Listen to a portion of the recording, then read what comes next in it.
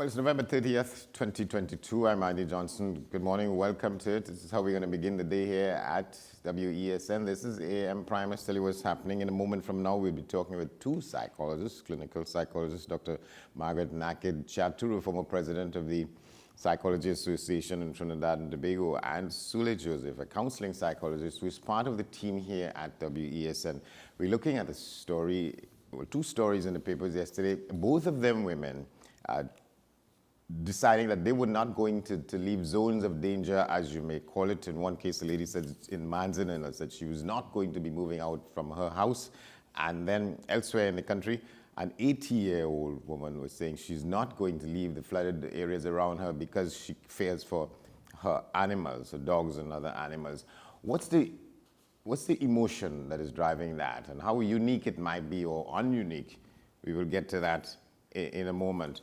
Also, we're talking with Mr. Eden Charles. He was one of this country's foremost diplomats. He's an expert on the law of the sea. He's been to two destinations far apart from here, in Utrecht as well as in South Africa in the last couple of months, talking about, well, could you imagine, the human rights and the law of the sea, among other things. Those things and more. Of course, we take you around the region to the extent that that is possible as we go on here for the next 90 minutes or so. All right, so let's go. We're not seeing Mr. Joseph just yet. He'll come into the Zoom in a moment. Well, let's get to that issue. What are the emotions, and how unique are those? So people saying that they are facing danger, and relatives among them are in distress because they won't leave. And there was this woman in Manzanilla saying she's going to stay put where she was in a house that was decidedly in danger. And then this lady saying she's not abandoning her animals. She'd rather face the difficulty and whatever danger comes because she's concerned more about her animals than herself. Dr. Nakid Chaturu, thanks for coming on. Let's see how we can talk about this. What are the human emotions here, and how reasonable that is in your view? Good morning, Andy. Good to see you, hear you again. Not seeing you, but good morning, everyone. Yeah, a lot of emotions are tied up in just that decision not to leave a home which is a safe place to some, a home which is a familiar place, even though a natural disaster like the flooding has occurred. For many persons who are tied to their homes, it is still a safe place. It is still a familiar place. For many persons, though, under 65, and there are risk symptoms for something that is called relocation stress syndrome. I'm not too sure if you know of it, but that's it's connected to what we call transfer trauma. That is, if you ask someone to move, and it affects the two vulnerable populations that we have, the very young children who have to move from their home for something like divorce or some kind of fire, some kind of tension, and of course, the persons in the older age group over 65. But there are certain risk factors connected to this relocation stress syndrome. And I think these two articles that you spoke of fall right and neatly into that. One are women. And women are vulnerable. They are an increased, they're being who they are a risk factor because they have a lot of ties to their homes, as I said, familiar places to them. Another factor, and I think when I read the report, these women were living alone, at least the one who is 80 years old, and that's another risk factor. Persons who live alone, who are accustomed to their home environment, who possibly have a mistrust of other environments. A third is, of course, the natural disaster. So you have these already risk symptoms are tied to persons. So that when I read the report, you had all of these people coming in, people came in. I read about the waist high water, the brother, all of these. And that, I think, Andy, can increase confusion for persons looking at that. And, come out of your home, that can increase confusion. It can increase anxiety and also increase a sense of hopelessness. All right, and is there any value in wondering to what extent at 80 years old, you're probably not thinking straight to begin with? Well, we only heard, I think, one side of the story. I think it would be great to have had a conversation with these women to find out possibly what are their things.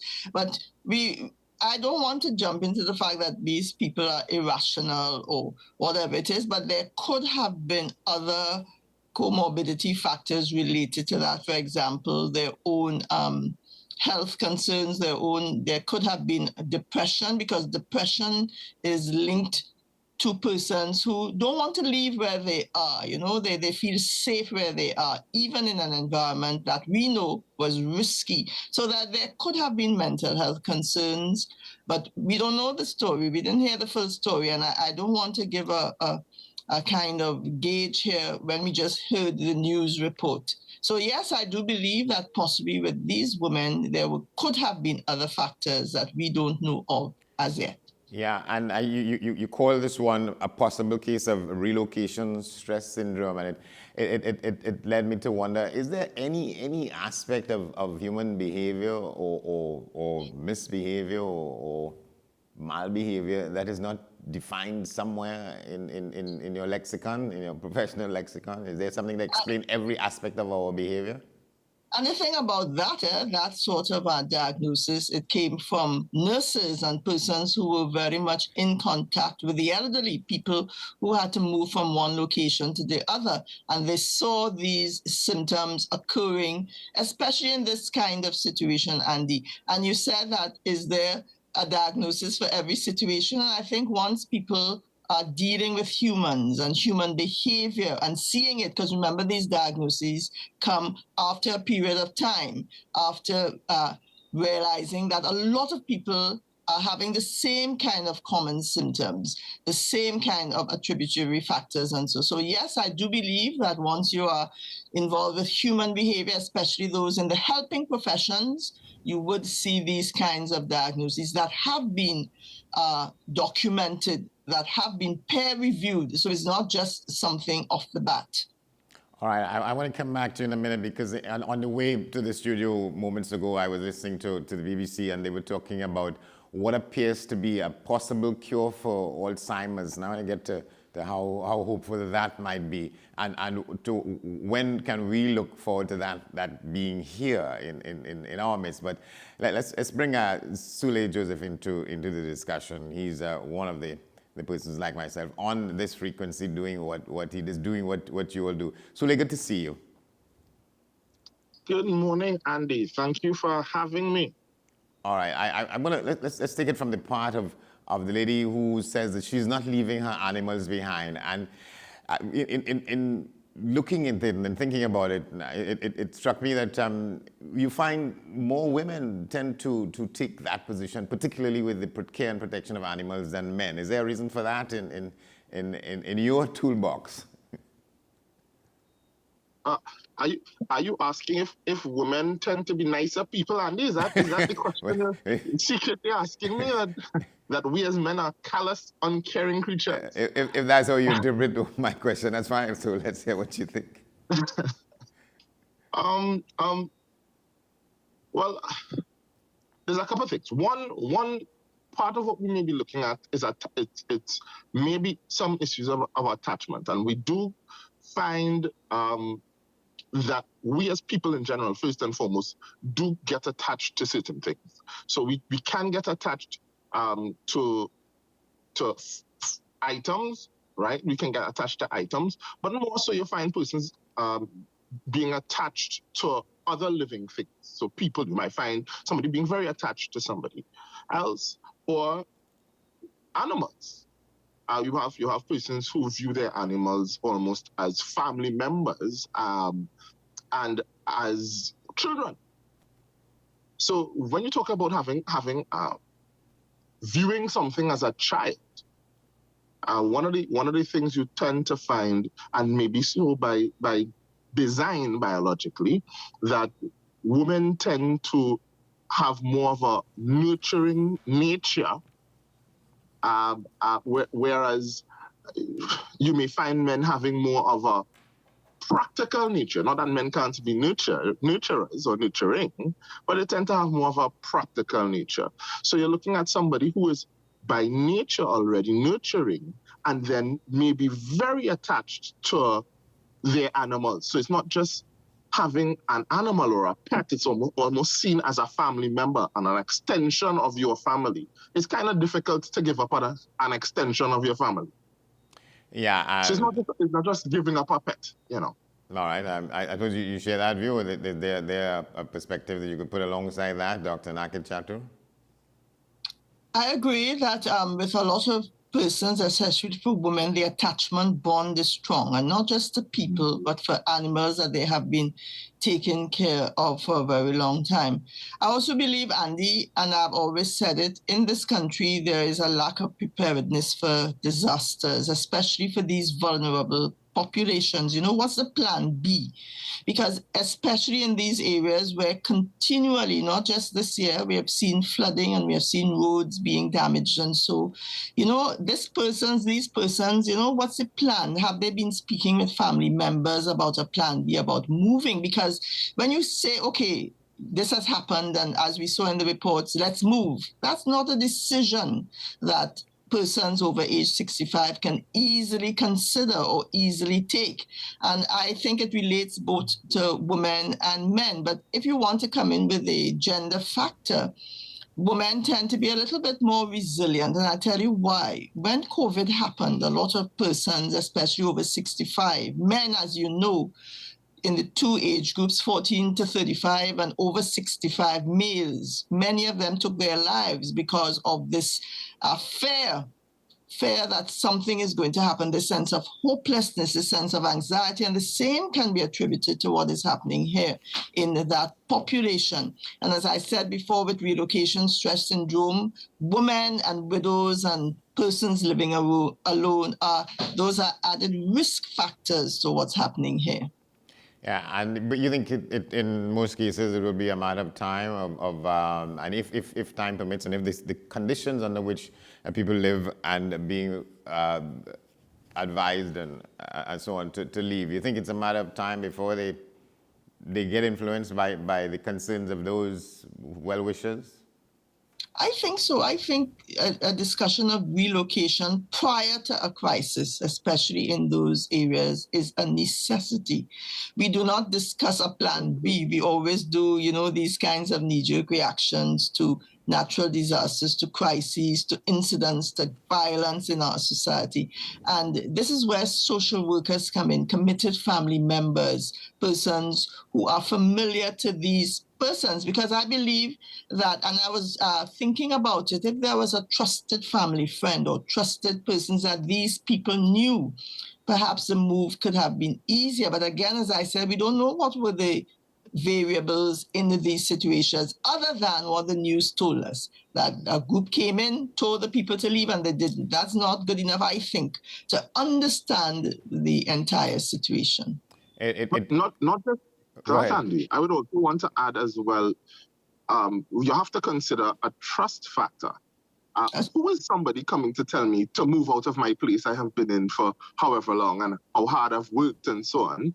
There's a considerable amount of trust. And in the therapeutic sphere, when we deal with persons, one of the most important things we have to organize first and foremost is that therapeutic trust. So we create a space where people can feel safe, right, to share information and listen to what we have to say. It's kind of difficult to just show up and tell somebody, yeah, especially an older person, listen, you have to get out your house and move. They tend to believe, listen, I have been alive long enough. I could stay here if I want to stay here. My creator, or whoever's the higher power usually, will take care of me. That generally tends to be, you know what I mean? I've lived this long, I'll work it out kind of belief. Yeah. Yeah. Yeah. Okay, go ahead. You were going to say something, Doctor. I was just going to agree, because I said, yes, especially in the discussion, there should be trusted family members, trusted friends, because, you know, that relationship has to be built. And as I said, even though things may look risky, when you see all the waters swirling about you, as it was reported, there's that sense of anxiety and confusion, and you don't want to add to it, that is, those persons, by going to join that confusion, all those swirling waters, going a dinghy, whatever it is. No, they prefer to stay in the instability of their home. Yeah, and it takes us back to a couple of years ago with the Greenville flooding, and when the waters subsided, we were told that the people, the residents there would have gotten some kind of professional intervention from people like yourselves. To what extent do we know what happened there, and if anything happened, that it was sufficient to take care of the aftermath of that kind of mental and psychological crisis? Let's start with you, Doctor, and then come to Sule. I know that, Andy, in many of these crises, the government does offer counseling services through their Ministry of Family, Social Services, etc. Again, these counseling services tend to be short term. There are persons who are affected that will have long-term trauma, long-term symptoms related to what has happened. Remember, when people lose a home, as many of them have had to relocate otherwise, when you lose a home, it is akin to losing a person you loved, a death or something like that. You know, and a lot of the data out there says that losing a home tends to be more significant than even divorce, than even, moving away from that kind, because it creates a certain amount of tension and you lose faith. So when you talk about counseling services, Andy, this has to be long-term for some persons, even in our schools, even in the society where people think, give them 2 sessions and that's okay. It's not. People have a lot of PTSD, a lot of long-term trauma connected to these kinds of incidents. Yeah, add to that, Sule. Well, that was pretty comprehensive. She covered basically what I would have said, but especially to the end, my take would be PTSD is a big thing here. When we talk PTSD, for the persons at home listening, post-traumatic stress. So the stress and the trauma of having to go through that loss. There was a video circulating with a gentleman downstairs his home, and his entire downstairs of his home essentially was almost underwater. His fridge was floating. He was saying, listen, this is I've lost everything. His Christmas tree, to the end, water was halfway up his Christmas tree. His entertainment center was underwater. And you could hear the pain in the gentleman's voice, particularly with men. Because as the doctor pointed out, while women tend to be a bit more resilient when it comes to treating with traumatic events and so on, and they tend to be the ones who go first for help, we have men who don't necessarily do that and don't necessarily always have the best networks for support for coping, and especially in the culture in Trinidad where we say, suck it up, drink something and cool yourself. Losing a home or losing all the items that you have in a home, could you imagine the amount of stress? You've purchased Christmas presents for your children and you've lost all of that. You've lost all of the most of the items in your home due to floodwaters. That is a traumatic experience, and it is something that I want to also build on with Doctor. It's something that we are accustomed having in terms, maybe not to this extent, but we've had issues with flooding in Trinidad, and perhaps we need to set up systems to help persons psychologically when we have these type of seasons coming. We need a team of persons that we can send to areas and perhaps prepare people when it's rainy season psychologically for some of the fallout and follow-up sessions for after we have these type of incidents. Because this trauma leaves a lingering, it leaves a lingering impression on the mind. It's not a 2-day fix. It's not come and say a problem to somebody twice and then, you should be better. All right. I said I wanted to introduce the point I'd heard on the BBC coming into the program moments ago about how they're finding a possible cure for Alzheimer's. And my question would have been, when will that arrive in Trinidad and Tobago? The sense is that more and more people, as we live longer, you're hearing about people who, they say it's an inability to think and to reason and to make judgments and to make decisions. By when we will get there, but probably we'll leave that for another time. But I want to go out with the sense of assurance that the chairman of the HDC is, or one of these housing organizations, Mr. Garcia, is telling people under flood now that this is the last such event that they will experience. He's guaranteeing them that. How can we take that to the bank? Let's start with you, Sule, and then come to you, Dr. Margaret Nagitasu. I want to clarify, Andy. Are you asking me if we can trust a politician is what you're asking? he can't answer that. He's not politically correct to answer. But he's not a politician. He's well, he's a technocrat. He's head of the UDICOT, or what they call it. He's known as somebody who's very expert in building and building mechanisms and so on. He's selling them in East Grove, I think it is. This is your last experience of that. I mean, how can we put our pot on fire? Or those people put their pot on fire, Dr. Naked Chatru, you think? Andy, don't you think those things have been said too often in the society, that this is the last time it's going to happen and no more, and you this? I think I would want to respond to that when I see it happen. As Sule correctly said, we need in this country, as in many other countries, a sort of preparedness for psychological trauma related to natural disasters, etc. Yeah. And we need to also involve especially these older adults in the decision-making process.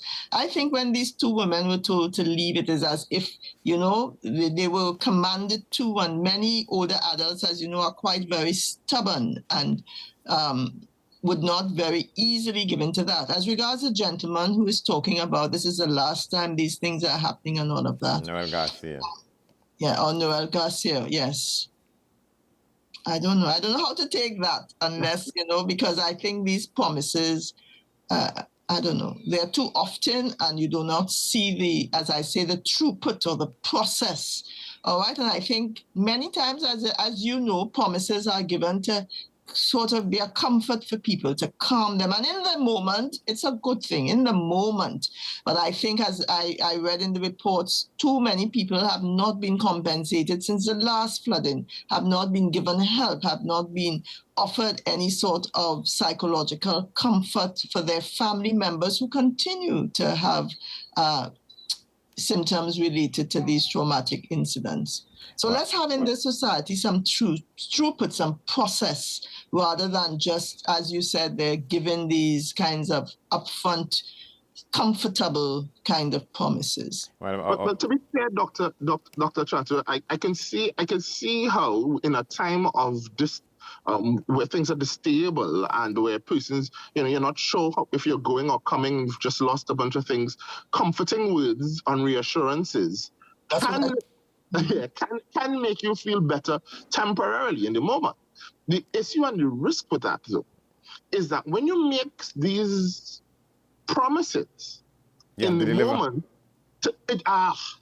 the issue of delivery. So when you make promises to somebody, especially who's going through a traumatic period, if they try to bank their mental health and stability based on the promises and you don't deliver on the promises, added trauma. That can add additional trauma significantly, increase hopelessness, depression. It can cause significant traumas if those promises are not upheld, particularly if persons have basically held their mental health together on a string based on the hope that has been given. Yes. All right. That's the data. All right. Profound thanks to both of you. There was a gamble I took. In the business, this is called the front of the book kind of discussion, the front page kind of story. And I was wondering whether this was going to qualify as something we should talk in the first thing on the program this morning. I think my instincts have been borne out. Thanks to both of you, Sule, Joseph, and Dr. Naked Chatru, for that. It's a good way to start today. Thanks for having us. Thank you. Thanks for having us. Yep. Very welcome. We will take a break, and when we come back, Attorney Omlala, he's among attorneys taking up the issue of 5 Cameroonians who came to this country saying that they fled their home on fear of death because simply they happen to be living in the wrong district in their country, and they're seeking our assistance in getting asylum somewhere, if not here. We will get to that on the other side of this break. Stay with us. This is AM Prime.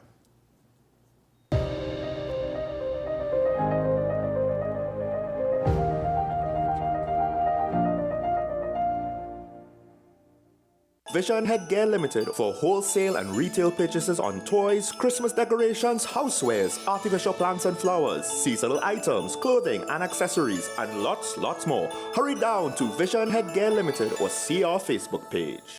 Your Christmas is safe with us at PCU. Police Credit Union.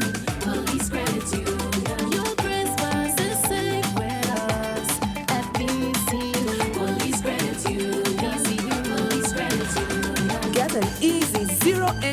Christmas loan at Police Credit Union today. Borrow up to $25,000 with affordable monthly payments. New members, you get up to $10,000. No interest, no installments until January. Apply online at www.policecreditunion.com. Loan subject to credit approval.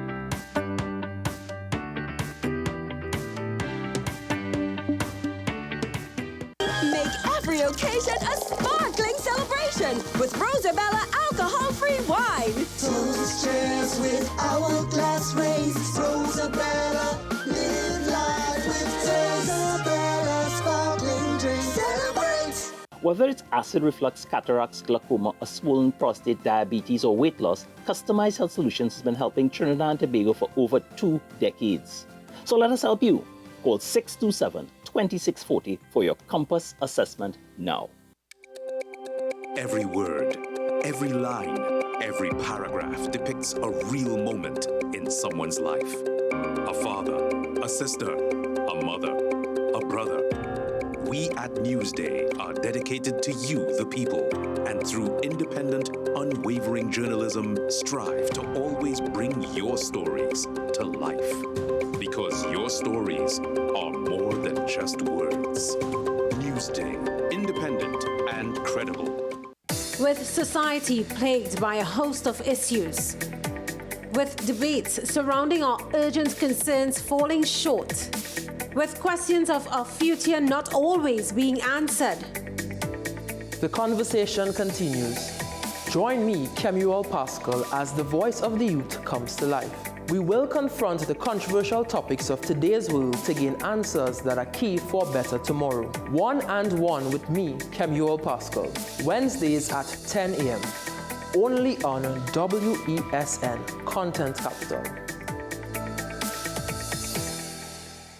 On the next episode of Nicole Larson Live, Living in Victory Every Day. You, and I've known you for so many years, you going for them. You know, it's only a call. You're a rescue, you know, and da-da-da-da, and you're going. But I want to find out about that passion. Where did it come from? Well, you know, I've thought about that a lot. I think it's a combination of my family upbringing and my faith. We see sometimes that stillbirth or miscarriage might have higher rates of mental health complications, or abortion has higher rates of mental health complications. Believe that whatever God allows has great potential to become your greatest win. You are stronger than you know. So much stronger than you think. No matter what they say, living in victory every day. Nicole Larson Live, Living in Victory Every Day. Every Sunday at 8 p.m. and Wednesday at 4:30 p.m. on WESN.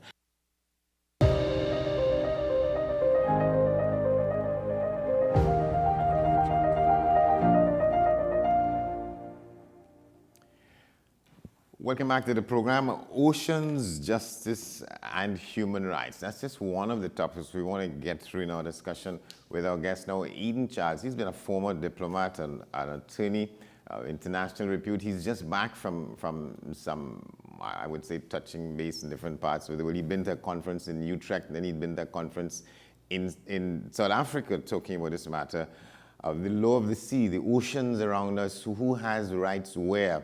Good to see you, my friend. Let's start by talking about being to that conference in South Africa. You're talking about the oceans and justice and human rights. How do you put those? How do people put those three things together? Good morning, Andy. Good morning to your viewers. Next month will mark the 40th anniversary of the opening for signature, the adoption of the what is popularly called the United Nations Convention on the Law of the Sea, which I believe should be called the Montego Bay Convention because it was adopted in Montego Bay, Jamaica. Yeah. It's a time of reflection in terms of the rule of law, oceans and seas, which we take for granted sometimes. So the conference in South Africa, as other conferences elsewhere, are seeking to determine whether or not this convention, this treaty, this Law of the Sea binding international agreement is fit for purpose. Now, although the convention is not a human rights agreement, there have been some pronouncements by the International Tribunal for the Law of the Sea, for example, in a case called the MV Saiga case, which indicated that in interpreting the provisions of the Law of the Sea Convention, one must have regard to matters relating to human rights.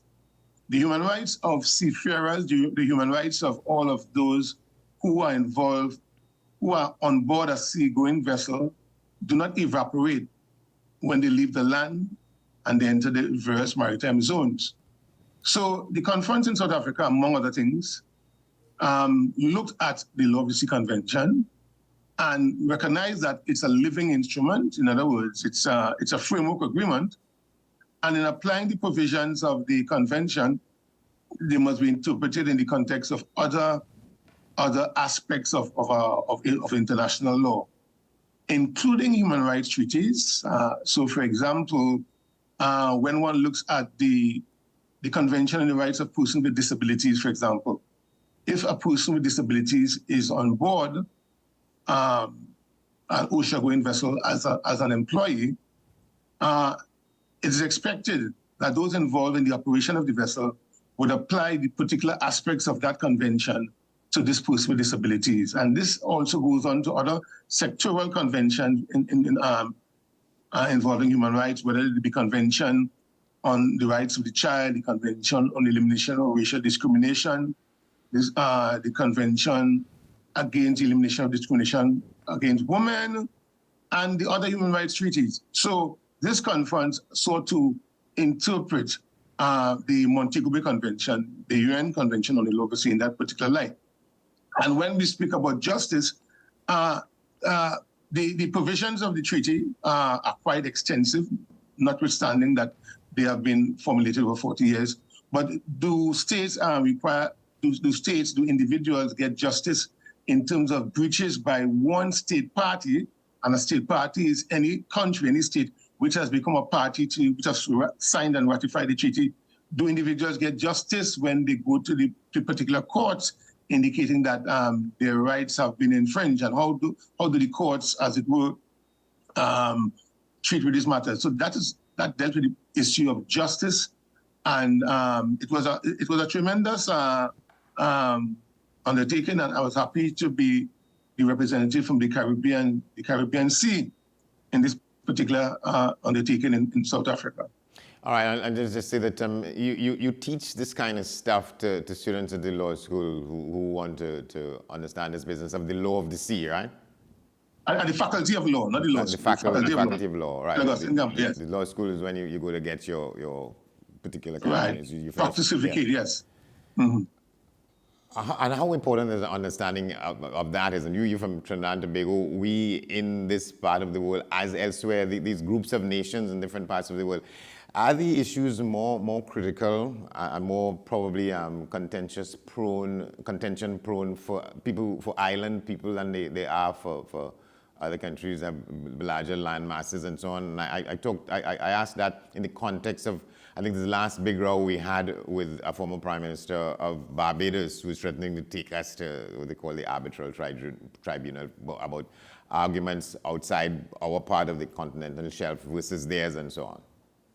Well, it was more than a threat. Trinidad and Tobago in 2006 was placed before what we call an ad hoc tribunal, established under Part 15 and Annex 7 of this Law of the Sea Convention. And basically, what Barbados did within its sovereign rights, Barbados decided to end the negotiations and seek the jurisdiction of a special arbitral tribunal to establish the continental shelf limit, and as well as the EEZ limits of both Trinidad and Tobago and Barbados, and also to indicate whether the tribunal could have assisted in causing Trinidad and Tobago to conclude a fishing agreement with Barbados. The tribunal did establish the 200 nautical mile continental shelf boundary with Trinidad and Tobago and Barbados and the EEZ, because under the convention, where there are overlapping claims, states are required to settle these disputes by peaceful means. We tried negotiation, then we went to arbitration, and an arbitration set the boundaries. Now, why is it important? Because it's important in the context in which we speak today. We're speaking about matters relating to the blue economy and matters relating to the green economy, and they sort of linked. As far as the blue economy is concerned, looking at the Sustainable Development Goal, life underwater, agreed to by the United Nations, states must use the resources of the oceans and the seas in assisting with their development in terms of the blue economy. And if you're not certain as to where your maritime jurisdiction ends, you will not be able to explore and exploit the resources of the particular maritime zone. So that arbitral tribunal did do its work in 2016 and 2006, sorry, yes, and established this boundary. So Trinidad and Tobago and Barbados could continue to explore and exploit the resources of its continental shelf. Not dissimilar to what we see Guyana is doing, what we see Suriname is doing, and regarding the other small island developing states in terms of access to fisheries resources, they're important. And that is why there's a notion in oceans law. Today we refer to it as not small island states, but large ocean states.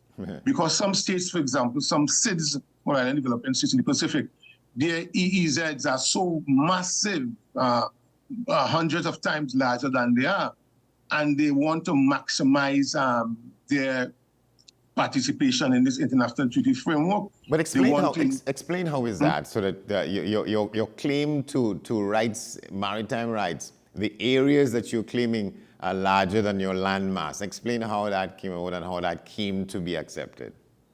Right, because remember, the land governs the sea in the sense that when you're plotting your maritime baselines for your continental shelf, which is 200 nautical miles from the baselines, from a coastline, or your EEZ, which is your water column, or your territorial sea, which is 12 nautical miles seawards, you are entitled to two.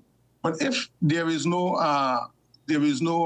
opposite or adjacent state in proximity to your state, you could go as far out as possible. However, regarding the continental shelf, which is the submerged part of your land mass, you're entitled to 200 nautical miles. But if you want to establish the outer limits of your continental shelf, that is between 200 nautical miles and 350 nautical miles, there's a body called the Commission on the Limits of the Continental Shelf.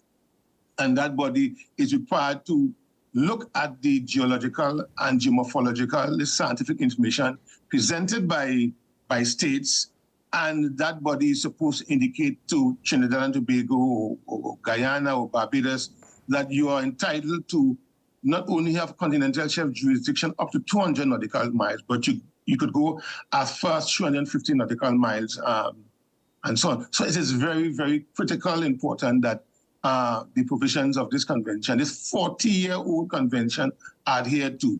It is not a perfect instrument, but it is the best, in my view, the best multilateral framework, the best multilateral treaty ever devised under the auspices of the United Nations. Right, and the question of being an ocean state, I think, so that is somehow behind, I think the current Prime Minister of Barbados sort of re-identified that country as an ocean state instead of a small island state. And what are the implications of that, and some of what you just were explaining? Well, the Prime Minister of Barbados is on the money, and she has an idea of the law of the sea, recognizing when the matter between Barbados and Trinidad and Tobago went to arbitration. She was the agent of Barbados at the time in her capacity as Attorney General. She's very familiar. So in declaring Barbados a large ocean state, but not as large ocean state as those, for example, in the PCIDs, she is indicating that Barbados must be able to benefit as far as possible within the rubric of the law from being a large ocean state and using resources for the establishment of the blue economy. And that brings me to another point in terms of 40 years of the convention, but we have not had the type of capacity building. We have not had the type of transfer of technology to developing states, which is a mandatory provision under the Montego Bay Convention, the Law of the Sea Convention, to ensure that states benefit. And by doing so, she's also, I believe, didn't say directly, but speaking to ongoing negotiations at the United Nations for a new agreement coming under this Law of the Sea Convention on the conservation and sustainable use of marine genetic resources beyond areas of national jurisdiction. So, Andy, in the same way that the Seabed Authority in Jamaica has the responsibility for developing a legal regime for the exploitation of deep seabed minerals, which is referred to as the common heritage of mankind, because no state, no individual state could delineate or appropriate the resources, but they have to go through the International Seabed Authority with headquarters in Jamaica and seek contracts. Now, deep seabed mining may happen very soon, maybe in the next 10 years, and these resources are tremendous resources in terms of the utilization of the blue economy, the establishment of the blue economy, rare earth minerals like cobalt and sulfides and so on, which are important. Some have argued that it should not take place because of the fact that there might be a threat to the ecosystem, the biodiversity in particular of this area beyond national jurisdiction. But the Seabed Authority and its members are negotiating to put environmental measures in place. So we have this regime to deal with the minerals. But what about the marine biological diversity? This is where small island development states at the United Nations, having met in August again and will be meeting again in February at the UN, to devise a regime to how do we utilize these resources, these marine genetic resources. And some of the marine genetic resources, Andy, are within national jurisdiction. They have been exploited or harvested, and some of them have been shown to have pharmaceutical properties, properties in the making of medicines. So we're moving further seawards now, beyond national jurisdiction. The Convention of the Law of the Sea provides a framework, but there is no basic set of rules to advocate, to ensure that all states, small island states and large coastal states, are able to explore them. So it's imperative that small island states, including Trinidad and Tobago, are particularly armed with a cadre of negotiators, so that when this agreement under this on the Law of the Sea Convention is adopted, hopefully in February, March of next year, we get the type of provisions to ensure that we are not as disadvantaged as we have been in certain aspects of the implementation of the parent instrument, the Law of the Sea Convention, over the last 40 years. So that is why it is very critical. And while we were also in South Africa, and then I went to Utrecht in United Kingdom, in the Kingdom of the Netherlands, yes, we sought to link what is happening in the oceans and seas to climate change. The Law of the Sea Convention provides, in a relevant part, for states not to pollute the marine environment. The question is whether pollution of the marine environment has led directly to global warming. So the pollution continues? Pollution continues. Whether it's plastic pollution, and a new treaty is being devised on that as we speak, or other forms of pollution. So the governments of Antigua and Barbuda met in the margins of the Conference of Parties to the UN Climate Change Framework Agreement in 2021 in Glasgow, Scotland. And they became the founders of a new commission called the Commission of Small Island States on Climate Change and International Law. Yeah. And that commission has appointed a legal experts committee. I am pleased to be a part of that committee. And we are seeking to devise requests and advisory opinion from the International Tribunal for the Law of the Sea, seeking to make a determination during this advisory opinion, which is persuasive and not binding, but it's very helpful in clarifying aspects of the law to indicate whether or not state parties, big states, have breached the obligations under the Law of the Sea Convention, and as a consequence of that, it has resulted or has contributed to climate change. So this is another area of looking at the Convention and the Law of the Sea, the Montego Bay Convention, 40 years after its adoption, and seeing whether it is fit for purpose. I started the discussion by saying the Tribunal for the Law of the Sea, in one of its judgments, indicated that the convention must be interpreted in the context not only of its own provisions, but also of other rules of international law. So there's room and need for revision of it.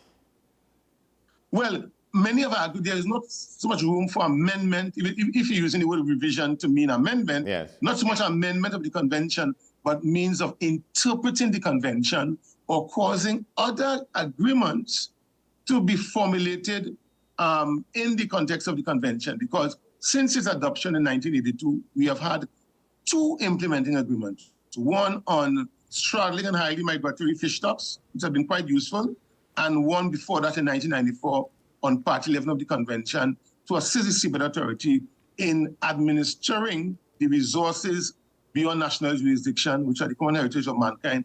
And this new agreement, which I spoke to about a minute ago on marine biological diversity, will be the 3rd implementing agreement under the Convention and the Law of the Sea to help us regulate, to ensure that there's not a mad rush and states beginning to exploit marine biological diversity using genetic properties to make pharmaceuticals and so on, to the disadvantage of all members of the international community. And this is what ocean governance is all about. Right, I'm afraid we're going to have to leave it there, but with these are discussions that have to be ongoing, because I want to get you back to talk about the fact that you've been appointed as a member of this legal expert committee in the Commission of Small Island Developing States and Climate Change and International Law. We'll get to that at your convenience at a time up ahead. But thank you very much, my friend. Whenever you're ready. Thank you very much for having me. Thank you very much, my friend. Eden Charles, a Trinidad and Tobago expert on matters having to do with the law of the sea. We will take a break. We head up to the top of the hour. On the other side of that, Attorney Omlala, standing in the breach for a group of Cameroon nationals who've ended up in this country, fleeing danger and possible death in their country, and they're looking for some safe haven. Stay with us.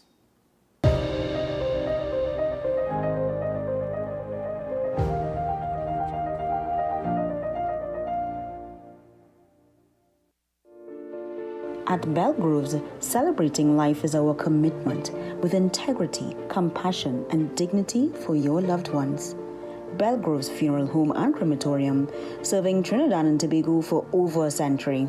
Whether it's a room for 1, 2, 3 or more, there's a room waiting with the ocean view almost to your door. Cocoa Reef Resort and Spa, the perfect getaway when you don't want to travel far. The Cocoa Reef Resort and Spa, Crown Point, Tobago. Call 639-8571 for your reservation. Your Christmas is safe with us at PCU. Police Credit Union. Police Credit Union. Your Christmas is safe with us at PCU. Police Credit Union. PCU. Police Credit Union. Get an easy zero-interest Christmas loan at Police Credit Union today. Borrow up to $25,000 with affordable monthly payments. New members, you get up to $10,000. No interest, no installments until January. Apply online at www.policecreditunion.com. Loan subject to credit approval. Is it politics? What is it? Is it that nobody cares about sports? The kind of support that sport used to get in the past is no longer here. The thing is, taking a knee doesn't mean that that's the only thing you're doing on it. Right. Taking a knee along with other stuff. Samantha, what are you looking forward to when you return home to Trinidad and Tobago after winning the title?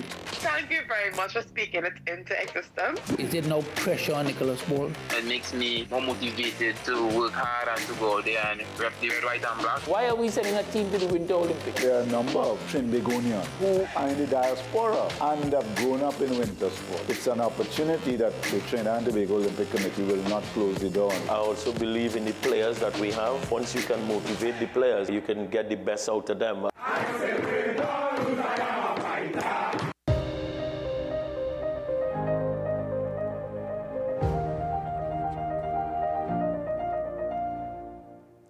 Welcome back to the program. Well, let's just take you up to the top of the hour with this, beginning of a look around the region. We go to Jamaica, where the Senate there is set to vote on a state of emergency extension. We have some details from TVJ.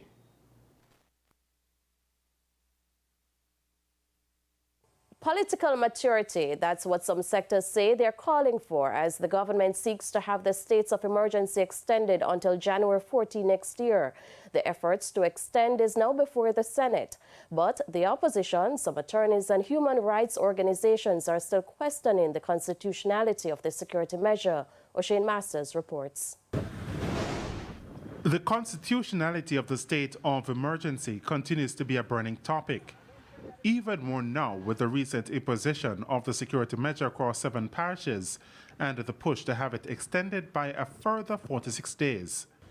There have been increased calls from various sectors of society, including private sector groups, for support of the extension. But with fight back from some attorneys and human rights groups, it's left to see what will come of the measure when it goes before the Senate. But President of the Jamaica Hotel and Tourist Association, Robin Russell, contends that the measure must continue. If we are to achieve peace and safe and security in our country, we have to have political census. There has to be pain. There was pain when we went through a restructuring of our finances. And I think it's the same mindset that we need to have. I think we need consensus. I think we need to realize that when we kill over 1,000 people a year in our country and it's consistent and we're not fighting a war, we're in a crisis. And in crisis calls for desperate measures. This is why we call for the maturity, the political maturity, to put the cards on the table and say, this is what we have done to address that matter. Are you okay or are you not? And you have the discussion around it so that we can go forward. Chairman of the PSOJ's Standing Committee on Crime and Justice, Lieutenant Commander George Overton, says while he understands the concerns of the rights of citizens and the Constitution, the high homicide rate in the island cannot be left alone.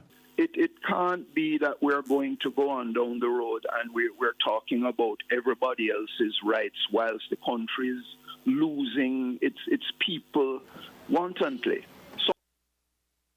All right, so we go to this break. We are bang on the top of the hour, but as we do that, let's just tell you, it gives you an insight in what is in the front pages of today's newspapers. In Newsday in particular, there's this story here that yesterday the figure was 500. This morning, this headline says it's 550. I'm talking about murders in Trinidad and Tobago this year.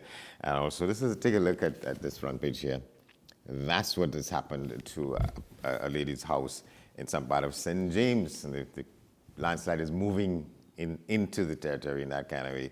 And the headline talks about what is called a flood backlash. 2 ministers, Al Rawi and Sinanan, are confronted by people in Bamboo Number 2 and heckled and mocked. That'll do it for us for this hour. We head up to the top of the hour. News, and on the other side of that, attorney Omlala standing in the breach for 5 citizens from Cameroon trying to seek safe haven, not necessarily here, but they are here fleeing possible death in their own country. Stay with us. This is AM Prime.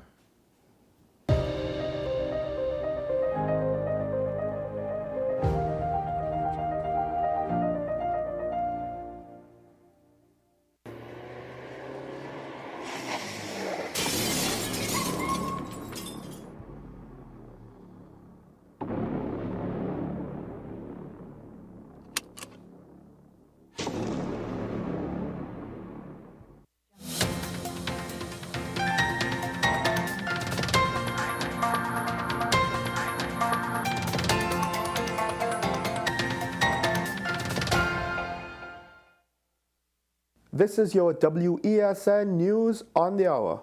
My name is Sean Michael Small. Thanks for joining us. Here are the headlines. Flooding reported along the highway. Opposition MP says businesses badly affected by Manzanilla-Miaro Road collapse. Double murder in Port of Spain. Trinidad and Tobago Police Service Social and Welfare Association concerned with process for selection of top cop. And internationally, landslides in Cameroon kill 14. Now for the details.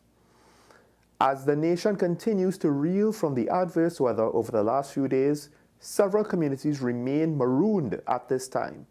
Meanwhile, flooding was also reported along the highway. The leftmost lane of the southbound Uriah Butler Highway, the shoulder, and the on-ramp from the Caroni flyover were covered in floodwaters on Tuesday afternoon. The Uriah Butler Highway remained passable, but traffic backed up in both directions. Opposition MP Rushton Parry says he was given the assurance by the Minister of Works and Transport that the affected Manzanilla Road will be repaired in the coming weeks. When I spoke to Minister Sinanan last week, he told me that he expects, based on his engineering information, that we can have a quick fix solution in about 2 weeks to get back activity back in on that road. But he has to wait until the water subsides. I don't know when that is going to happen based on this increase in volume right now. So it's going to pose a bit of problems. But he said within 2 weeks from the time he can get started on the roadway, we should have something in around 14 days. He said these events will hamper end-of-year business, especially just weeks before the Christmas holiday. When you have the residents having to spend money that may have been put forward to, their Christmas and so on in terms of their painting and decorate. These things have to go back into buy beds and mattresses and school books, uniforms. It is going to put a lot of pressure on our constituents coming into the end of the year. Police Social Welfare Association President Gideon Dixon is expressing concern with the process for the selection of a substantive commissioner of police. We are deeply concerned with the rigors and the scrutiny and the efforts to interfere with the upper echelon management of the organization, which has a ricochet effect on the moral of the officers down beneath who have to do the operation as independent as we think we're independent as the police service. It also shows that we're not independent. Those things need to be addressed. We could do better than that. There's a body that was put in place to do a job, and just like they have it with the Teaching Service Commission and the Public Service Commission, you ought to let the Police Service Commission do their job. That's the job they were getting paid for. As the murder toll continues to rise past record figures of 550, 2 more men were gunned down on Tuesday. The men have not yet been identified up to news time. Reports say that just before noon, the men were gunned down at Sapodilla Trace, Belmont. These killings took the murder toll for the year thus far to 558. Internationally, a landslide in Cameroon's capital Yaoundé on Sunday killed at least 14 people who were attending a funeral, the region's governor said. Dozens of people were attending a funeral on a soccer pitch at the base of a 20-meter-high soil embankment, which collapsed on top of them, witnesses told Reuters. Well, that's news on the hour on WESN. I'm Sean Michael Small. Thanks for watching.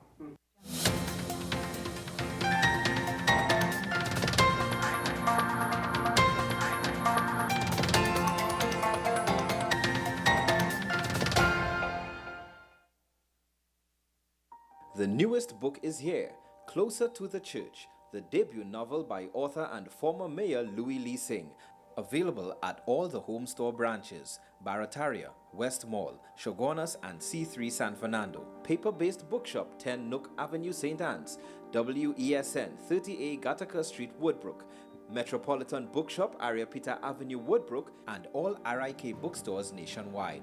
Available online as paperback on Amazon.com and Kindle for e-readers. For more info, call 628-5835 or 389-6504. Also available from author Louis Lee Singh, I Used to Live in Heaven, Letters to My Granddaughters, and Local Government in Trinidad, Conspiracy Against the People. Take some time for yourself or spend some time with the family at Sandy Point Village Hotel. Enjoy our various studio and suite apartments, self-contained with their own kitchenettes and Wi-Fi. We also have our famous 100-foot swimming pool and our beachfront restaurant, The Steak and Lobster Grill. And our location in Crown Point puts us near the center of activity from the nylon pool to the local nightlife. Call us and make your reservations at 639-8533, 389-2378 or email us at sandypointvillagehotel@gmail.com.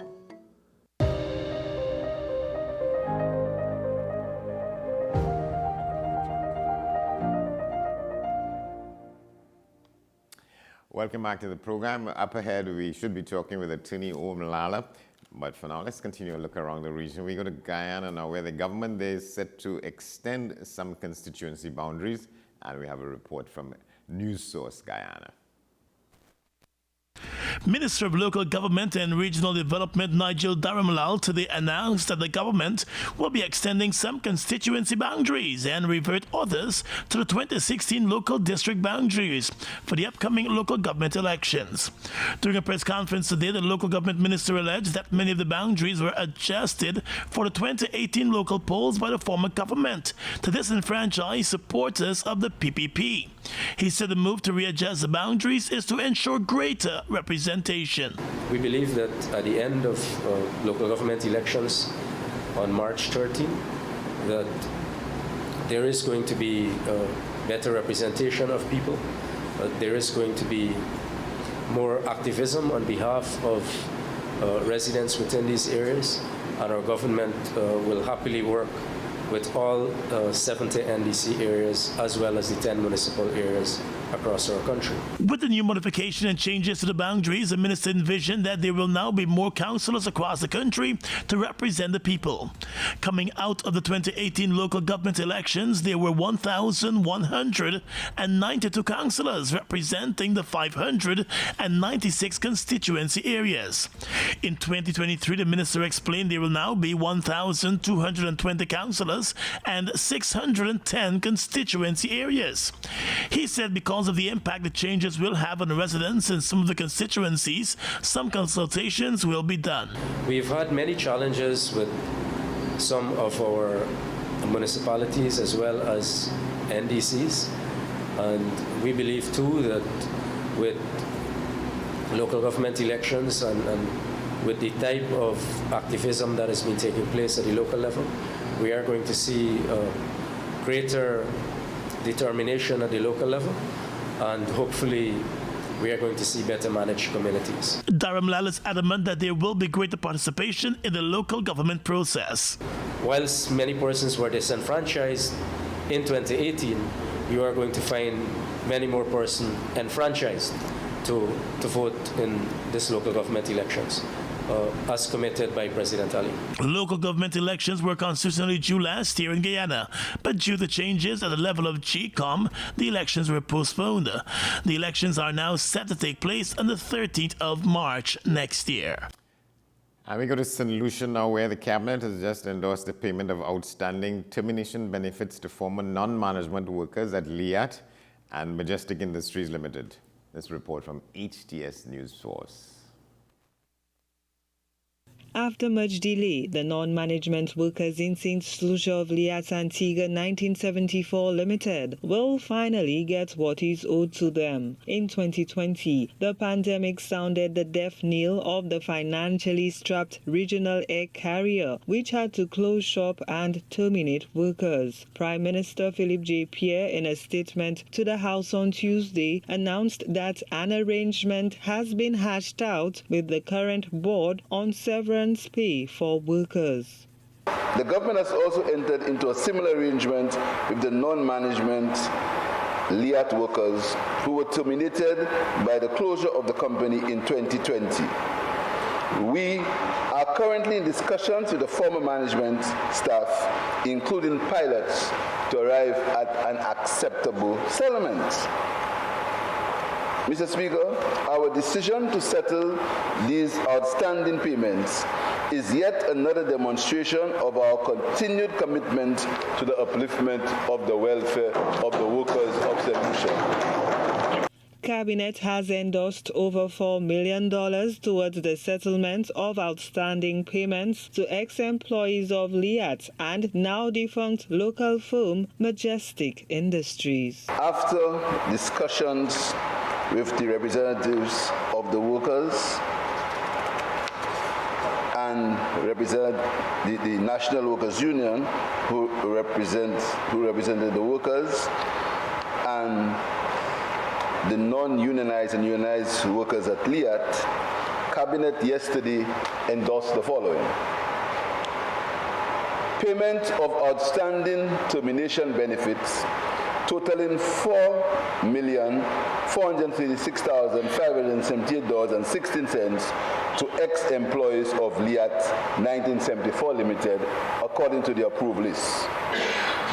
that the Attorney General's Chambers engages the lawyers representing the National Workers Union with regard to the formation of a special purpose vehicle to facilitate payments totaling $1,960,000 to ex-employees of Majestic Industries.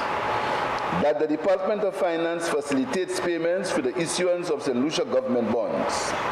That the bonds issued be considered as full and final settlement of termination benefits to the ex-employees of LIAT 1974 Limited and Majestic Industries Limited. The Prime Minister indicated that the outstanding payments are in line with the SLP administration's People's First and pro-worker policies. The Attorney General to ensure that upon receipt of the bonds, that the appropriate arrangements are made to indemnify the government of St. Lucia from any further payments or claims related thereto by the ex-employees of LIAT 1974 Limited and Majestic Industries Limited. That the Attorney General's Chambers assess and provide feedback to Cabinet with respect to the status of the building belonging to the Majestic Industries Limited situated at Bizi in the quarter of Castries.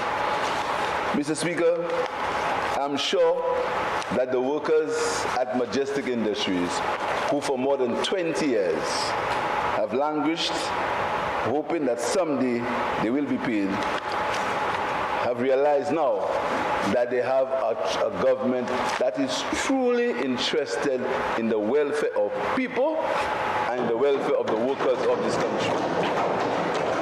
In 2004, foreign-owned garment manufacturing company Majestic Industries Limited seized operations in St. Lucia without paying the legal entitlements to workers. The company operated here from 1971 until 2004, and at the time of its closure employed over 300 people. And from St. Lucia, we come to Barbados now, where there's a new fintech company set to employ dozens of workers. And we have a report from the CBC News Night in Bridgetown. Dozens of Barbadians will be employed by the fintech company Paystone Incorporated next year. This was revealed during a media conference at the Lloyd Erskine Sandiford Center today. Chief Executive Officer Tariq Al-Ansari says 50 people will find jobs at the company and 5 have already been hired.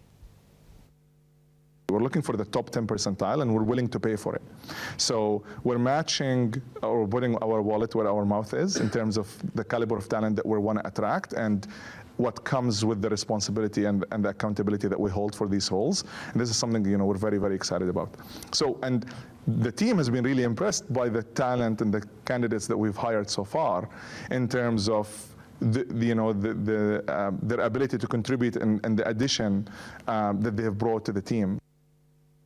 Minister of Labour, Social Security and the Third Sector, Colin Jordan, said Paystone presents a different kind of employment. Paystone is a fintech company, as Tariq has indicated, and we've been for quite some time wanting to get into that space. Those of us who follow news in the developed world, including North America, know that fintech, but not just North America actually, North America, but also on the African continent, fintech is that next space. And there are lots of companies into fintech. In Barbados, we don't have lots of companies that are pioneering in the area. And so when a company like Paystone indicates an interest in having either setting up operations in Barbados or employing Barbadians to work in their existing operations, then it presents for us an exciting opportunity. All right, so we go to Grenada now, where this is what is happening. The World Health Organization is employing health sectors to invest in robust surveillance systems to mitigate the risk of measles outbreak. Here's how that is playing in St. George's. Nearly 40 million children are at risk of getting measles due to the COVID-19 pandemic. The World Health Organization, WHO, and the United States Center for Disease Control and Prevention, the CDC, said in a joint report published.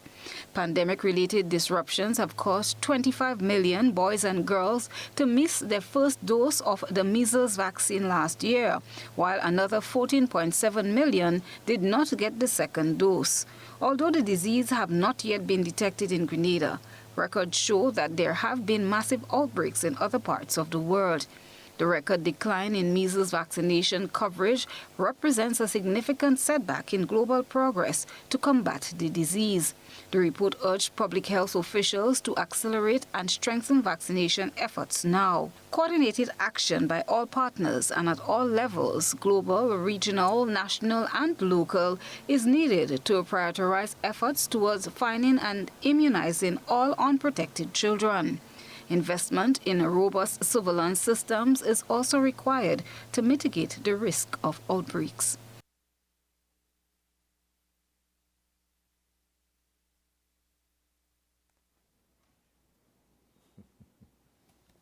Welcome back to the program. We should be talking now with Attorney Om Lala. He's leading a team of attorneys in this country representing 5 citizens from Cameroon who ended up in the country saying that they were fleeing for their lives. They happened to be, among other things, living in the wrong district in their country, and some of their compatriots have been killed.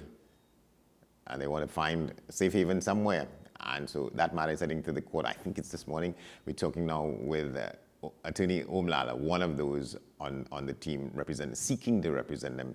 Good to see you, my friend. Good to see you. Morning, Andy. How are you? Well, good, thanks. So sort of tell us what the situation is. So just as a background, I think many of us, including myself, were unaware that Cameroon had internal civil war at the moment. I mean, most of us think of Cameroon just as a fabulous football-playing nation, but it's a very unique war that is taking place. Cameroon, which was colonized by both the French and the English, is divided in 2 parts, the English and the French. The French control the majority of Cameroon. 2 very small districts are referred to as English districts. Now, this war, unlike a lot of the other African territories, has nothing to do with tribe, race, religion, or belief. It is territorial war. And the French felt that the British settled areas ought to be controlled now by the French. And it has erupted into a very violent war whereby they have been invading the homes in the British districts, terrorizing, attacking, mutilating, and even burning the properties of the people who live in the British area, causing most of them to flee.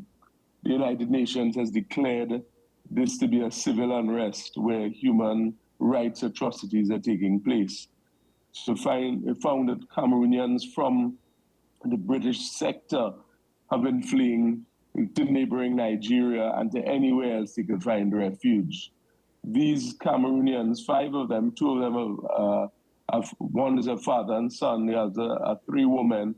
None of them knew each other before, all fled, families all displaced. They are not even sure whether most of the members of their families are still alive.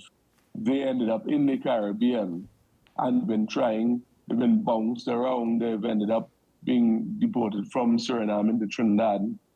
And they were rejected entry into Trinidad, and there's an application for an appeal of their rejection notice to determine whether or not they could be allowed to stay for the purposes of attending United Nations here. As you know, we have a United Nations refugee office here, one of the only countries in the Caribbean that could actually make a determination of a person whether they're deemed to be a refugee or not. That allows, under the UN Convention of which we are a party to, for this office to determine the status of the individual having regard to their special circumstances and investigation taking place. If they're deemed to be a refugee, this office under the United Nations can repatriate them to a country that will actually take care of them and resettle them for example, the United States, Canada, Australia, some of the countries that are in the habit and in the practice of doing this. And now this has to be distinguished to people who are economic migrants. So, for example, many of the Venezuelans are not deemed to be refugees. And while we always have concerns about people coming into the country and burdening the state, we have to look at the different circumstances, because the world now is different when it comes to migration, immigrants, refugees.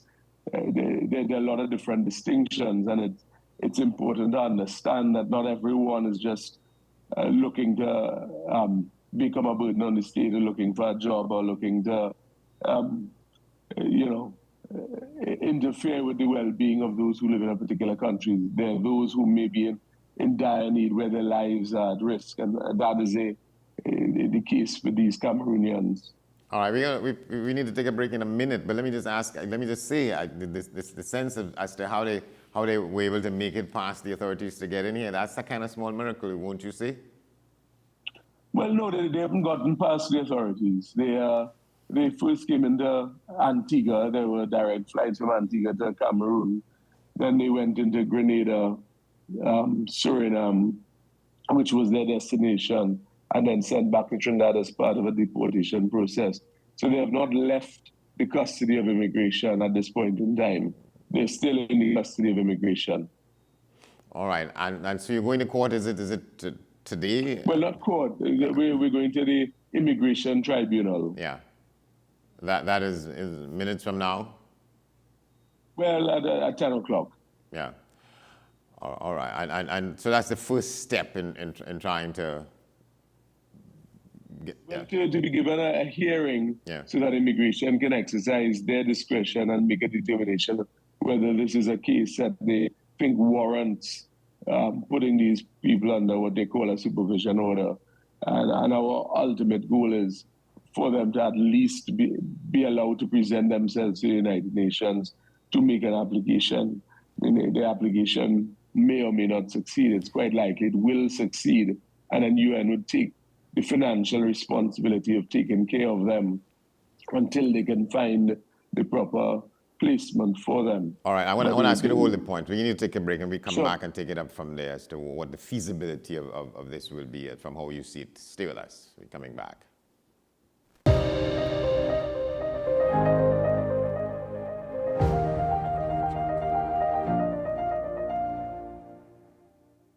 Whether it's acid reflux, cataracts, glaucoma, a swollen prostate, diabetes, or weight loss, Customized Health Solutions has been helping Trinidad and Tobago for over 2 decades. So let us help you. Call 627-2640 for your Compass assessment now. Vision Headgear Limited for wholesale and retail purchases on toys, Christmas decorations, housewares, artificial plants and flowers, seasonal items, clothing and accessories, and lots more. Hurry down to Vision Headgear Limited or see our Facebook page. Make every occasion a sparkling celebration with Rosabella alcohol-free wine. Toast cheers with hourglass rings. Rosabella, live life with Rosabella sparkling drink. Celebrate! Whether it's your family meet and eat or your own personal getaway retreat, a business trip accommodation, or a couple's celebration, the Cocoa Reef Resort and Spa has room for you. There's always sumptuous, delicious cuisine and the gym and tennis court for a good workout routine. Then relax by the pool or on the private beach, or just head to the spa. It's also within reach. The Cocoa Reef Resort and Spa, Tobago's best beach resort. For reservations, call 639-8571 or check our website. At Belgroves, celebrating life is our commitment with integrity, compassion, and dignity for your loved ones. Belgroves Funeral Home and Crematorium, serving Trinidad and Tobago for over a century.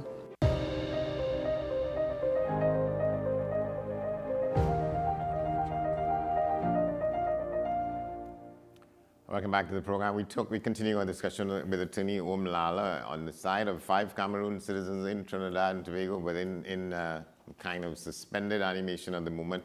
They're going to go to court this morning to try and see to what extent they will secure an audience with the UN High Commission for Refugees in the country to qualify to stay here in some capacity.